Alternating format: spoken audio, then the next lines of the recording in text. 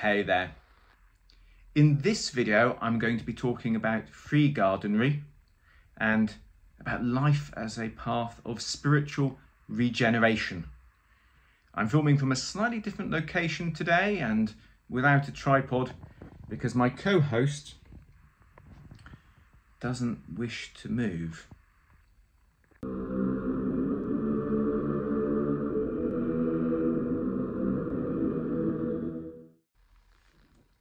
Hey there. So, yes, today we are going to be talking about the Order of Free Gardeners. This is going to be the first of a few videos when I'll mention some of the orders that I'm a member of and what I think their value is and what their meaning is to me. Now, as you can see, I'm filming from a different location today. I'm actually working from home, a bit of a change of strategy. And if you hear any grumbling, that's Theo the cat here who doesn't want me to talk too loudly. Later on in the video, I'm going to answer a few comments that were sent to me on the last few videos. Then I'll update you on my week and on what's happening in the future.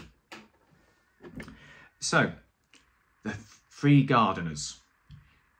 You may not have heard of this order, but it's quite an old one.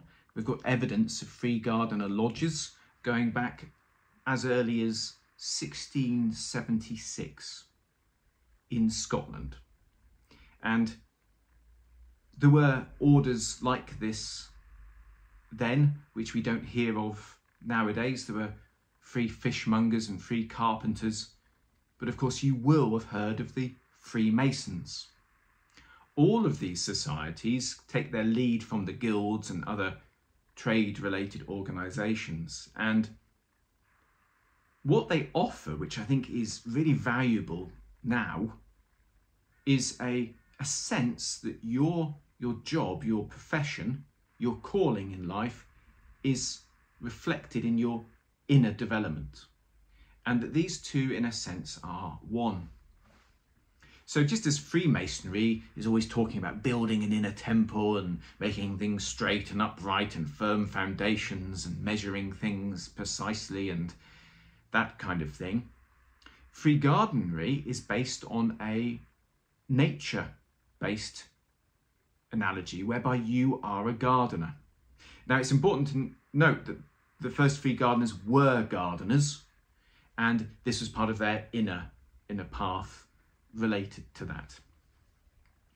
So free gardenery has great similarities to Freemasonry. It has the same kind of degree system, and the feel of those rituals is quite similar because the wording's probably from the same time.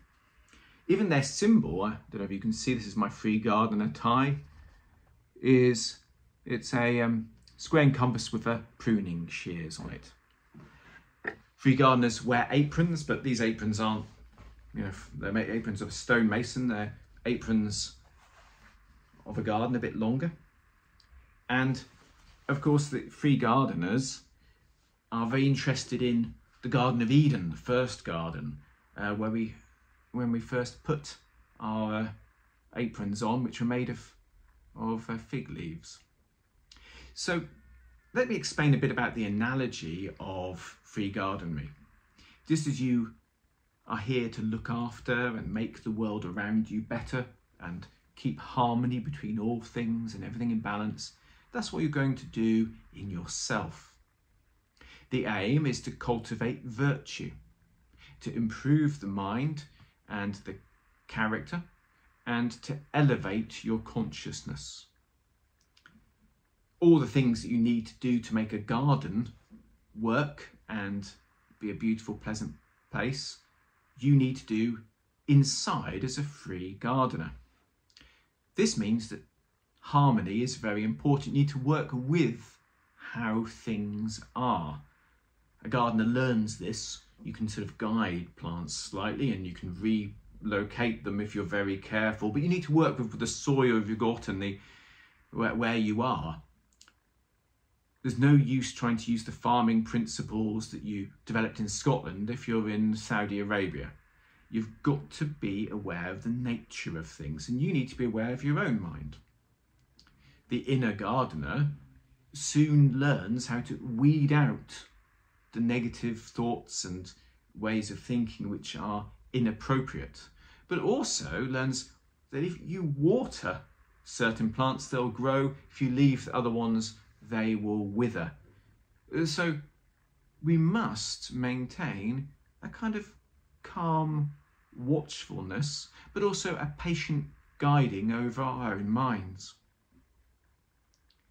Life is the path, so what you do externally and what you bring into your mind as well, these will reflect each other. If you manage to raise your awareness and improve your concentration, you will find you see more detail. More detail means you'll be more fastidious as a gardener, you'll be more fastidious in your life, but you're more fastidious in yourself as well. And these things go in balance. You know, whatever happens in life, it's normally teaching you an inner lesson. And if you embrace this, if you start to apply yourself fully to everything, so keep awareness, keep good posture, make sure you've got the right tools and the right plan.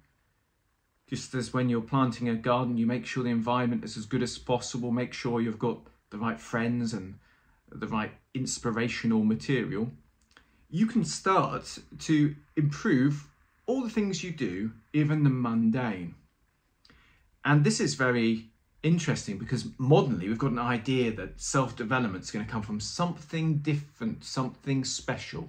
Some people think it's going to be a scientific thing, a pill that's going to help their mind, a nootropic, or some people think it's going to be some kind of hack for the brain, special way of thinking things, or an NLP secret.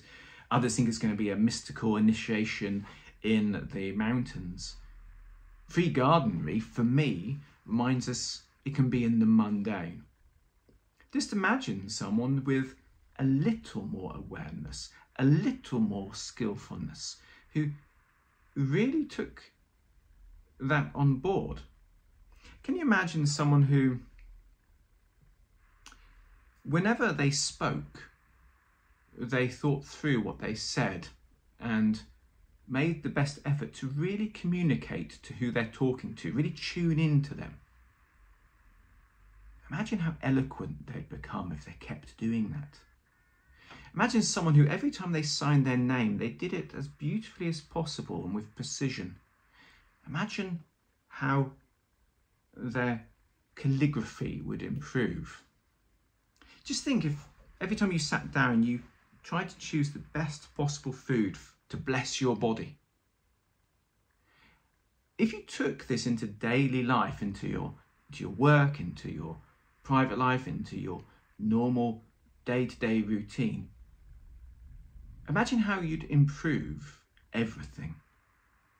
Making sure that when you rested, you really rested, and you kept improving how that functioned. Making sure that when you did things, you were increasingly efficient and tidy. This cultivation would lead to a sense of oneness between your inner calling and your outer duty. And this is a very powerful thing. Most people, if they're going to improve themselves, they'll spend a few hours every day. Using this analogy and using this awareness, then you can make sure that every moment is a possibility to be enlightened.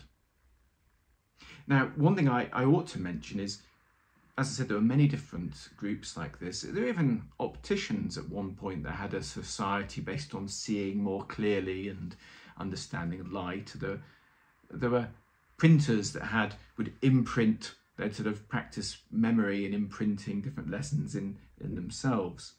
But whatever analogy you're using, there's normally a lesson behind that analogy and a sense of inspiration. And the one behind free gardenery that appears not just in these sort of teachings, but quite a lot around the 17th century, you see an idea that our original self can be regenerated. We can go back to, or we can regenerate to the original self. Our original self is far higher than this. Before the fall, when we were in the Garden of Eden, we were bright, divine creatures, and now we're here, we've kind of forgotten ourselves. And every moment is a chance to sort of remember that, or to regenerate to that. So this isn't you becoming something different. This is you becoming what you really are. And you can see that in gardening, a lot of that, isn't it? You're revealing the beauty. You clear the leaves, or you put things aside, and everything grows just right. And so this path reminds us that a lot of your chance to blossom is about making the right circumstances, making sure that you bloom. And I think often we don't know how much the circumstances are holding us back. And it can be subtle things. You know, you've got the room that is very oppressive, but you're so used to it. You don't know that's what's getting in the way. And you do every kindness for someone else who is staying over to your house and make sure it's absolutely clear in the spare room, but your room's all cluttered and your mind's all oppressed by all this. Or the things you listen to, they feel good because they're kind of cathartic, but this is a bit like the sort of having a bonfire in the garden. You get rid of some things, but there's a big scorch mark. You need to find a way to reprocess them a little bit better. You need to have some nicer inspirations, some music that uplifts you, and so on. Often, things you do to improve the environment of a plant, make sure it's got good sunlight, so it's got a lot of really good influences on. Make sure it's got the right nutrition. Make sure it's well watered. Make sure it's in the right place. These are things that you need to do for yourself. And also remember, it takes a while for this to kick in. So environment really makes a difference to the seed. And of course, a seed is very, very different to what it becomes. So be open-minded that actually who you are now may be just made for who you really are. You're just the preparation. You're just the seed. If you create the right environment, you'll blossom. Now, I've often wondered this. I've often wondered how much excellence is in environment. I mean, we can all think of examples where it's probably a bit of both. You know, Mozart was brought up in a musical family with very talented musicians around him, and maybe there's some of that talent was genetic, but you know, he got the training from the beginning. I often read things and wonder what the real setup is, what's actually the influence that's made this work like that. One example is Sherlock Holmes and Dr. Watson. Who's the real talent?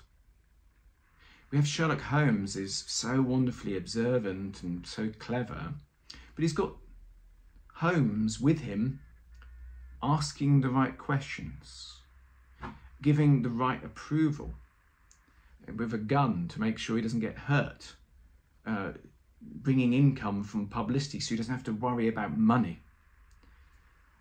I find myself musing, could anyone be Holmes in that environment? If we all had a Dr. Watson who came to our house, drove us to the crime scene, treated us like a genius, kept asking the right questions, really believed in us, made sure our bills were paid, made sure we were physically protected, would we be able to develop our mind to have that kind of observation? Could the environment be where genius is really made in many cases? This is just a contemplation, but it's one that I use to remind myself of the importance of the right environment, the right people, the right influences. So I hope that's been interesting. If you want to learn more about free gardenery, do stay subscribed to this channel, or make sure you go to the Lewis Masonic website and subscribe. We have an author whose writing a book on it now. His name's Robert Cooper. It's going to be a wonderful, complete guide to the free gardeners, their history, the symbolism of the different ritual items they use and their rituals. I think it's really is going to be something fascinating. And I think the free gardeners are going to grow. There's actually a new lodge going to be starting up later on this year in London. So, from the allegorical garden of free gardenery to my literal garden. This week has been a wonderful week in the sense we've got a lot done. I know that as we speak, the publishing staff are working on a official history of the Royal and Select Masters. I know that we've got to the end of our royalty process, so all the authors and different associations have been paid. But some things have started to move a bit more quickly than I expected, and I need to take action. Kitty and I, for quite a while, have been thinking about moving house, moving somewhere closer to work. When you're driving an hour there and back, it's a lot of wasted time. And it looks like we're going to have to put our house on the market here because everything's starting to fall into place. And that means it needs to be photogenic. And we've got a lovely, beautiful, long garden, but it needs some attention before those photos are taken. So that's what I'm doing. I'm going to have 2 whole days of being a practical gardener, and thus this was the ideal topic to discuss, the right order to bring up in this video. Now, talking about videos, it's time for the comments section. And I'm not going to name names or put the picture of the comment up. I always think that's a bit strange. You know, the person has made this sort of little comment and then suddenly their names in the next video. But I will cover the comments that I haven't answered and could do with a longer answer, really. The first question is, could you please give updates on your hermetic training in the future videos? So this isn't an appropriate thing really to talk about in a public forum in that sense. And I would point anyone who wonders about this towards the book Initiation into Hermetics by Franz Barden. There we are. Here's a bit of fun. Can you find the quote that comes to mind when someone asks me about this, where Franz Barden gives some important reasons why you shouldn't really talk about these exercises and your training to others. The next comment, I've sent you some messages, Martin. Why are you so slow to respond? Well, first of all, my apologies for being slow to respond. The rest of the world lives in an instant communication world. I don't, and this is partly to do with time management, but it's also partly to do with the amount of messages I get. So I get between sort of 50 and 70 emails every day, and I get sort of between 30 and 50 instant messages, you know, WhatsApp and Facebook and that kind of thing. So what I do is I do an hour on each, hour on emails, an hour on the instant messages. And I take a break in between because what I want to do is I want to make sure I really am focused on what people are asking. Often they're students or who are asking some important questions, or the people who are having a bit of a hard time. And as long as someone's polite, as long as someone's genuine, I will give them the best, most thought out answer I possibly can. I really do my best. With emails, I have a bit of help at work, and there are templates that have been created for common queries so that the person can get a really wonderful, succinct but an accurate message quickly. But because of this combination, it sometimes takes me a long time, and often people are a little bit bamboozled because, you know, they message people instantly in chat and things. I don't do any chatting at all. It's like writing a letter. You send me a Facebook message, 3 days later you'll get a sort of a response which is very thought out and detailed. And finally, the Square magazine. The question is, when will there be more esoteric content in the Square? Well, the Square is no longer part of Lewis Masonic. It's independent. It's an online publication. I do see some interesting things from it now and again. So there's certainly things that get my interest, but I can't say sort of how much there is in terms of esoteric content. But what I do know is the people running it, they'd love some more if anyone would like to contribute it. So that's all for this week's video. I look forward to seeing you next Friday, and I think there'll be some interesting other things to explore then.